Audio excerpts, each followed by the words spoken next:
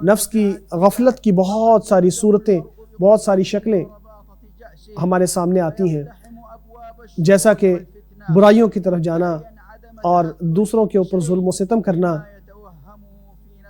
اور خود پسندی کا شکار ہو جانا، جیسا کہ اپنے بارے میں سوچتے جانا کہ میں فلاں اور فلاں ہوں، میرے اندر فلاں اور فلاں چیز ہے،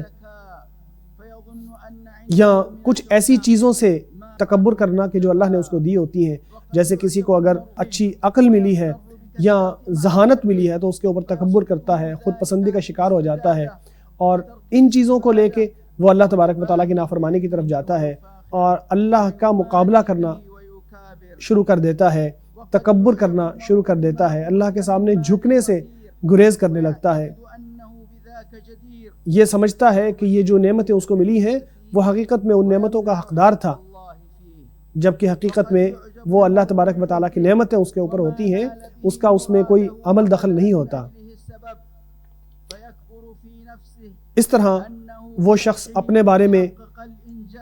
یہ سوچنے لگتا ہے کہ یہ جتنے کارنامے اس نے کیے ہیں یہ خود ہی اس نے کیے ہیں، کسی کا اس میں عمل دخل نہیں ہے، حالانکہ اللہ تبارک و تعالیٰ ہی حقیقت میں وہ نوازنے والا ہوتا ہے اور اس کو عطا فرمانے والا ہوتا ہے۔ اگر اللہ تبارک و تعالیٰ اس کو عطا نہ فرماتا تو اس کا کوئی کام نہ ہو سکتا، اس کو کوئی کامیابی حاصل نہ ہوتی۔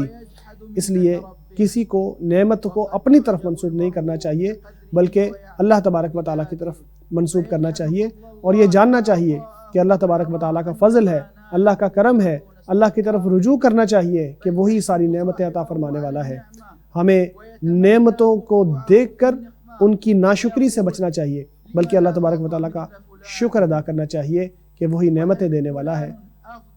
وہی نوازنے والا ہے۔ ہر دوسرے کے بارے میں یہ سوچنا چاہیے جس کو ہم سے کم تر نعمتیں ملی ہوں کہ عین ممکن ہے کہ یہ شخص مجھ سے بہتر ہو سکتا ہے کہ یہ مجھ سے بہتر ہو، مجھ سے اچھا ہو، اللہ سے قریب تر ہو۔ اپنے بارے میں یہ نہیں سوچنا چاہیے کہ میں ہی سب سے بہتر اور سب سے اچھا ہوں، کیونکہ یاد رکھنا چاہیے کہ جس کا عمل کم ہو اس کا نام و نسب اس کو آگے نہیں کرتا۔ اعمال کی بنیاد کے اوپر اللہ تبارک و تعالیٰ کے ہاں فیصلے ہوتے ہیں۔